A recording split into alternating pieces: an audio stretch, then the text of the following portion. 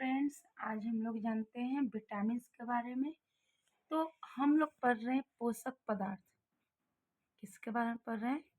पोषक पदार्थ। अभी ये जो पोषक पदार्थ होते हैं तो इसमें कई प्रकार के होते हैं। जैसे अगर पोषक पदार्थ का हम लोग बात करें तो इसमें कार्बोहाइड्रेट होते हैं। कार्बोहाइड्रेट, फैट होता है। क्या होता है? फैट होता है। प्रोटीन होते हैं। ये सब हमारे पोषक तत्व हैं। उसके बाद विटामिन्स होते हैं। और क्या हो सकते हैं?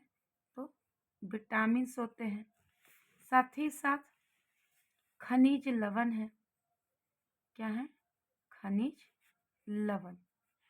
ये सब हमारे क्या है? पोषक पदार्थ है। अब ये जो पोषक पदार्थ है तो ये सब जो पार्ट होते हैं, ठीक है, इसे कहते हैं मैक्रो। इसे क्या कहते हैं?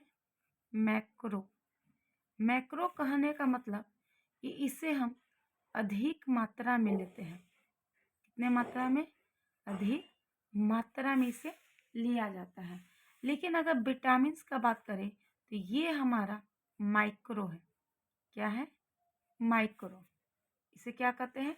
माइक्रो। और ये जो है तो इसे हम सूक्ष्म मात्रा में लेते हैं। किस रूप में लेते हैं? तो सूक्ष्म मात्रा में। इसीलिए इसे हम लोग माइक्रोग्राम भी कहते हैं।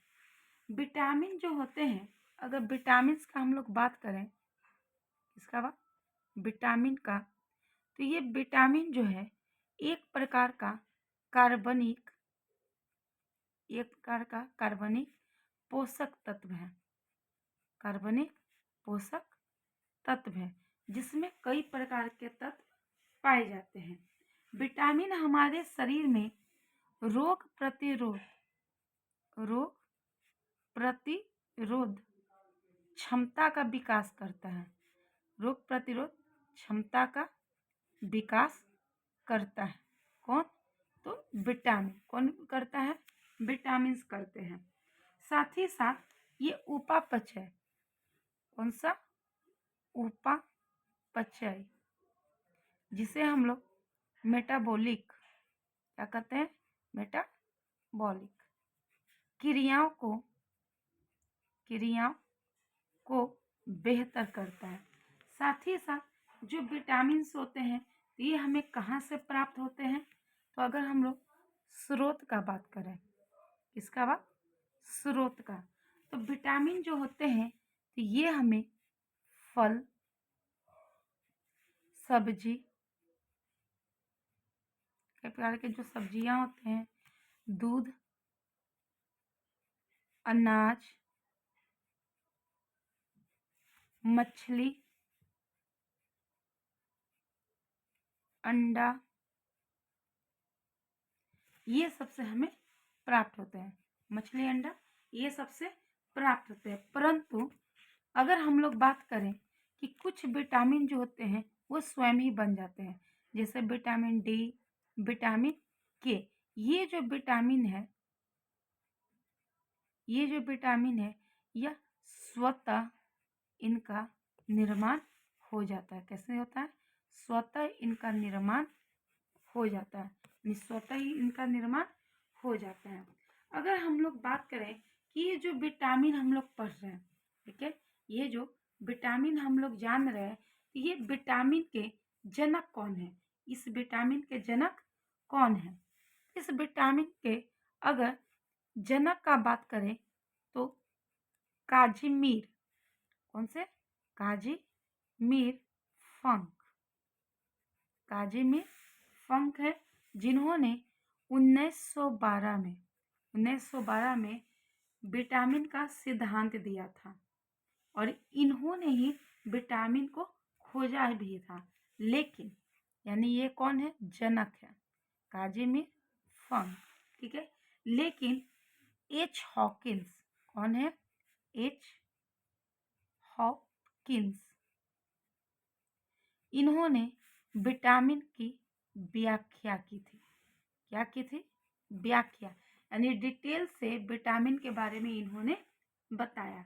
अब हम लोग जानेंगे कि विटामिन कितने प्रकार के होते हैं, यानी ये जो विटामिन होते हैं वह कितने प्रकार के होते हैं। चलिए स्टार्ट करते हैं। टाइप्स ऑफ विटामिन, यानी ये जो विटामिन है ये कितने प्रकार के होते हैं। तो विटामिन कितने प्रकार के होते हैं? 2 प्रकार के। कितने प्रकार के? 2 प्रकार के। पहला, जो जल में घुलनशील हो, जो जल में घुलनशील हो वैसे विटामिन, और दूसरे जो वसा में यानी फैट में क्या हो? घुलनशील हो वैसे विटामिन। अगर हम लोग जल में घुलनशील का बात करें तो विटामिन बी कॉम्प्लेक्स, कौन सा? विटामिन बी कॉम्प्लेक्स, जिसमें विटामिन B1 से विटामिन B17 तक आता है। ये जल में घुलनशील होते हैं। इसमें आपका विटामिन सी भी है जो जल में आसानी से घुल जाते हैं। लेकिन अगर हम लोग वसा में घुलनशील का बात करें तो इसमें आपके विटामिन ए, डी, जिसमें D2 और D3 होता है, ठीक है। साथ ही साथ विटामिन ई, विटामिन के में भी कितने पार्ट? तो K1 और K2। ये सब जो विटामिन होते हैं ये वसा में घुलनशील होते हैं, जो वसा में आसानी से घुल जाते हैं। अगले लेक्चर में हम लोग इस विटामिन के बारे में जानेंगे, यानी कि जल में घुलनशील के बारे में हम लोग कंप्लीट करेंगे कि जल में घुलनशील जो विटामिन सी यानी बी कॉम्प्लेक्स जो है या विटामिन सी है, इन दोनों के बारे में हम लोग चर्चा करेंगे, ठीक है।